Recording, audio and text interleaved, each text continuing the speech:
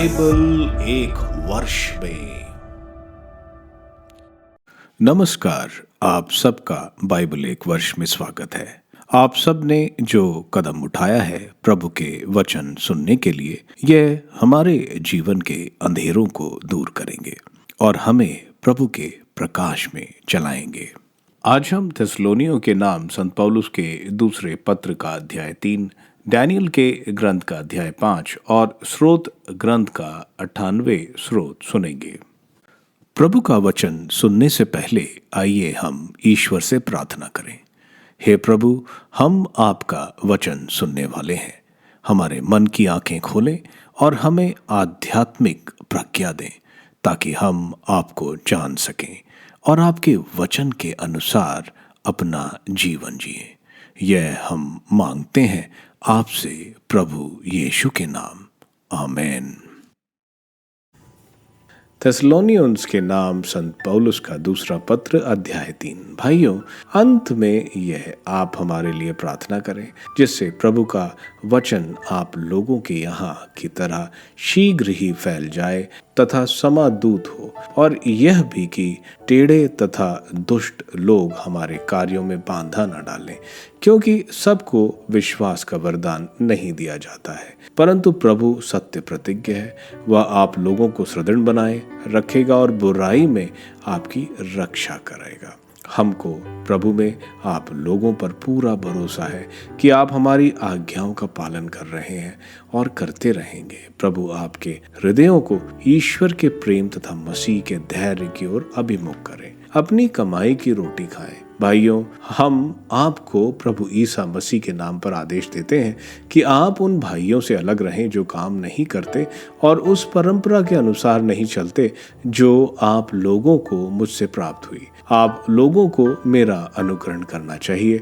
आप यह स्वयं जानते हैं, आपके बीच रहते समय हम अकर्मण्य नहीं थे। हमने किसी के यहाँ मुफ्त में रोटी नहीं खाई, बल्कि हम बड़े परिश्रम से दिन रात काम करते रहे, जिससे आप लोगों में किसी के लिए भी भार ना बने। हमें इसका अधिकार नहीं था, ऐसी बात नहीं, बल्कि हम आपके सामने एक आदर्श रखना चाहते थे जिसका आप अनुकरण कर सकें। आपके बीच रहते समय हमने आपको यह नियम दिया, जो काम करना नहीं चाहते उसे भोजन नहीं दिया जाए। अब हमारे सुनने में आता है कि आप में कुछ लोग आलस्य का जीवन बिताते हैं।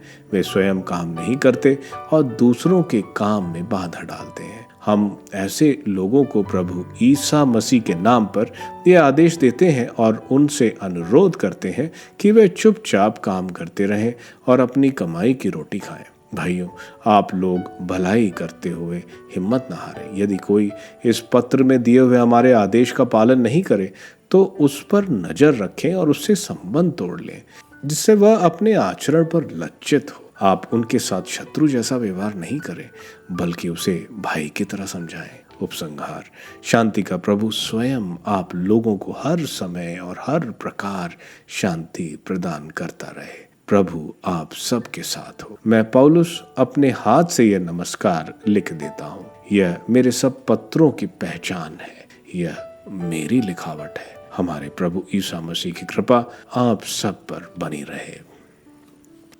डैनियल का ग्रंथ अध्याय 5। बेलशैजर के भोज में दीवार पर लेख। राजा बेलशैजर ने अपने 1000 सामंतों को एक बड़ा भोज दिया। वह उन 1000 अतिथियों के साथ अंगूरी पी रहा था और उसने अंगूरी के नशे में सोने और चांदी के वे पात्र ले आने का आदेश दिया जिन्हें उसके पिता नबूकदनेस्सर ने यरूशलेम के मंदिर से चुरा लिया था। वह अपने सामंतों, अपनी पत्नियां और उपपत्नियों के साथ उनमें पीना चाहता था। इसलिए यरूशलेम के मंदिर से चुराए हुए सोने और चांदी के पात्र लाए गए और राजा अपने सामंतों, अपनी पत्नियों और उपपत्नियों के साथ उनमें पीने लगा। अंगूरी पीते समय वह सोने, चांदी, पीतल, लोहे, लकड़ी और पत्थर के देवताओं की प्रशंसा करते जाते थे। उस समय एक मनुष्य के हाथ की उंगलियां दिखाई पड़ी और वे दीपाधार के सामने राजभवन की पुती हुई दीवार पर कुछ लिखने लगी। राजा ने लिखने वाला हाथ देखा, उसका रंग उड़ गया, वह बहुत घबराया, उसके पैर कांपने और उसके घुटने एक दूसरे से टकराने लगे। राजा तांत्रिकों, खलदेइयों पत्नियों और ज्योतिषों को बुला लाने के लिए जोर से चिल्ला उठा। बाबुल के विद्वानों को संबोधित करते हुए उसने कहा, जो यह लेख पढ़ लेगा और उसका अर्थ बता सकेगा, मैं उसे राजसीय वस्त्रों से सम्मानित करूंगा, उसके गले में सोने का हार पहनाऊंगा और राज में तृतीय स्थान प्रदान करूंगा। तब राज्य के सभी विद्वान उपस्थित हुए, किंतु वे ना तो लेख पढ़ सके और ना उसका अर्थ बता सके। इस पर राजा बेल्शेजर और अधिक घबरा गया और उसका चेहरा पीला पड़ गया। उसके सामंत भी किकर्त विमूढ़ हो गए। राजा और सामंत आपस में बात कर ही रहे थे कि राजमाता भोजन में पहुंची। वह बोली, महाराज चिरायु हो, आप क्यों घबरा रहे हैं? आपके चेहरे का रंग इतना फीका क्यों है? आपके राज्य में एक मनुष्य ऐसा है जिसमें सर्वोच्च ईश्वर का आत्मा विद्यमान है। आपके पिता के समय वो अपनी प्रखर बुद्धि और देवताओं जैसी विवेक शक्ति के कारण प्रसिद्ध था। आपके पिता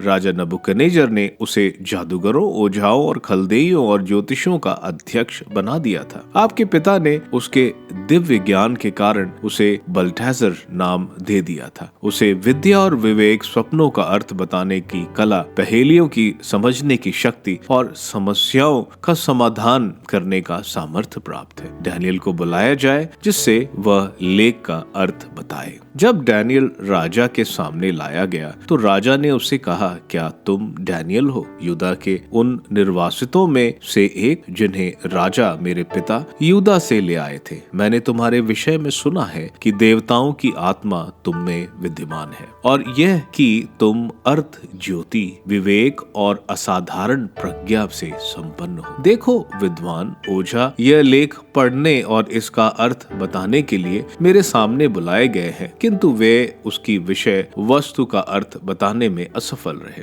लोगों ने तुम्हारे विषय में मुझे बताया है कि तुम स्वप्नों की व्याख्या कर सकते और समस्याओं को सुलझा सकते हो। यदि तुम यह लेख पढ़कर इसका अर्थ समझा सकते हो तो तुम बैगनी वस्त्र पहनोगे, गले में सोने का हार धारण करोगे और राज्य के तीसरे स्थान पर विराजमान होगे। डैनियल ने राजा को यह उत्तर दिया, आप अपने उपहार अपने ही पास रखें और दूसरों को अपने पुरस्कार प्रदान करें। फिर भी मैं राजा के लिए यह लेख पढ़ूंगा और उन्हें इसका अर्थ समझाऊंगा। राजा सर्वोच्च ईश्वर ने आपके पिता नबूकदनेस्सर को राजव्य, महानता, कीर्ति और वैभव प्रदान किए थे। ईश्वर प्रदत्त महानता के कारण सब भाषावासी, जातियों और राष्ट्र उससे थर थर कांपते और डरते थे। वह जिसे चाहता उसका वध करता और जिसे चाहता उसे जीवित रहने देता। वह जिसे चाहता उसे ऊपर उठाता और जिसे चाहता उसे नीचे गिराता। किंतु उसका मन अहंकार से फूल उठा और उसका हृदय कठोर हो गया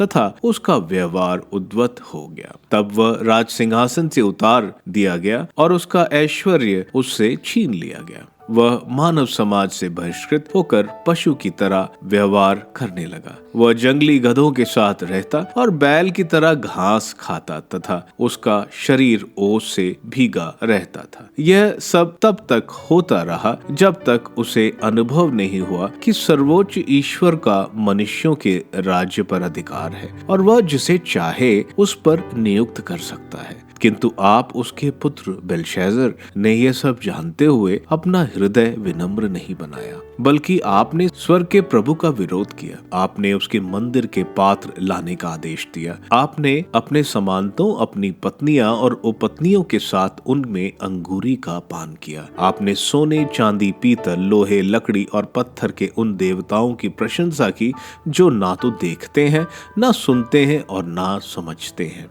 आपने उस ईश्वर की स्तुति नहीं की जिसके हाथ में आपके प्राण और समस्त जीवन निहित है। इसलिए उसने यह हाथ भेजकर यह लिखवाया। यह लेख इस प्रकार है, मने मने तकैल और फरसीन। इन शब्दों का अर्थ इस प्रकार है, मने ईश्वर के आपके राज्य के दिनों की गिनती की और उसे समाप्त कर दिया। तकैल, आप तराजू पर तौले गए और आपका वजन कम पाया गया। फरसीन, आपका राज्य विभाजित होकर मेदियों और फरसियों को दे दिया गया है। तब बेलशाजर की आज्ञा से डैनियल पर राजश्री वस्त्र पहनाए गए, उसके गले में सोने का हार डाला गया और उसके विषय में यह घोषणा कराएगी कि उसका पद राज में तीसरे शासक का होगा। उसी रात को कलदेइयों के राजा बेलशाजर की हत्या हो गई और मेदी राजा दारा को राज्य मिल गया, जो तब 62 वर्ष का था।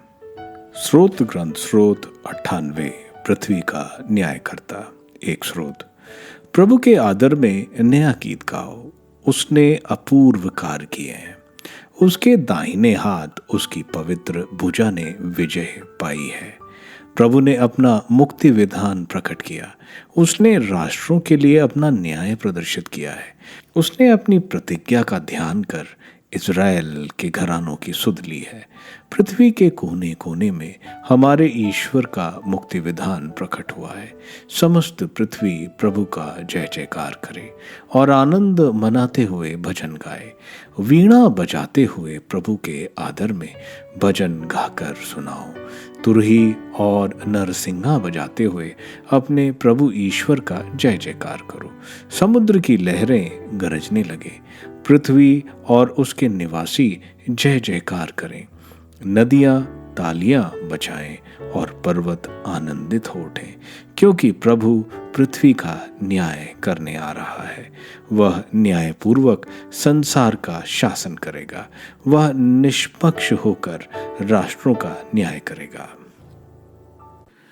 थिस्सलुनीयों के नाम संत पौलुस के दूसरे पत्र के अध्याय 3 में हम देखते हैं, संत पौलुस प्रार्थना मांग रहे हैं ताकि सुसमाचार पूरे संसार में फैले। साथ साथ वे बोल रहे हैं कि ईश्वर विश्वस्त हैं, वे उन्हें हर बुराई से बचा कर रखेंगे। आगे संत पौलुस उन लोगों के बारे में बोल रहे हैं जो काम नहीं करते और दूसरों पर बोझ बने हुए हैं। संत पौलुस बता रहे हैं कि उन्होंने अपने जीवन द्वारा यह सिखाया है कि किसी पर बोझ नहीं बनना। वे सुसमाचार का प्रचार के साथ तंबू बनाने का काम करते थे और अपना खर्चा चलाते थे। वे इन लोगों को जो गलत उदाहरण दे रहे हैं, अगर कोई काम नहीं करता तो वह खाने के लिए भी हकदार नहीं है। वे इन लोगों को चेतावनी दे रहे हैं और समुदाय से हटाने के लिए बोल रहे हैं ताकि यह लोग पश्चाताप करें और वापस समुदाय में आए।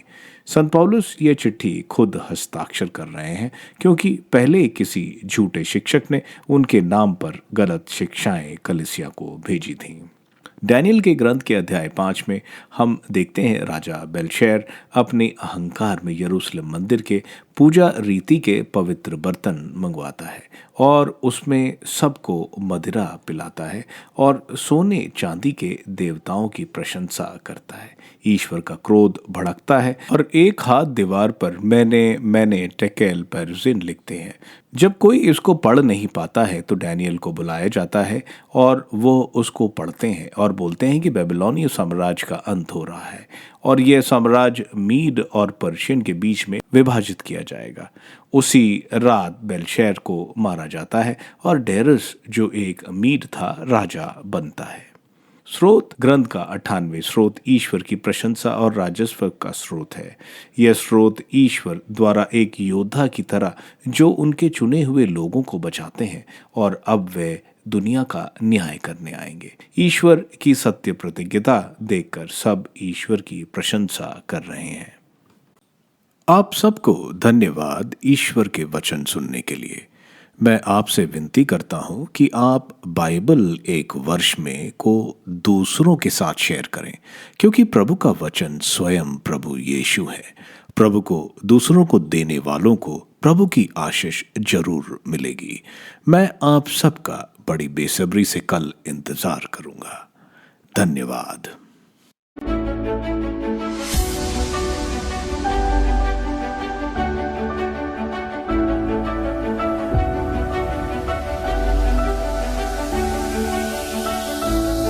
बाइबल एक वर्ष में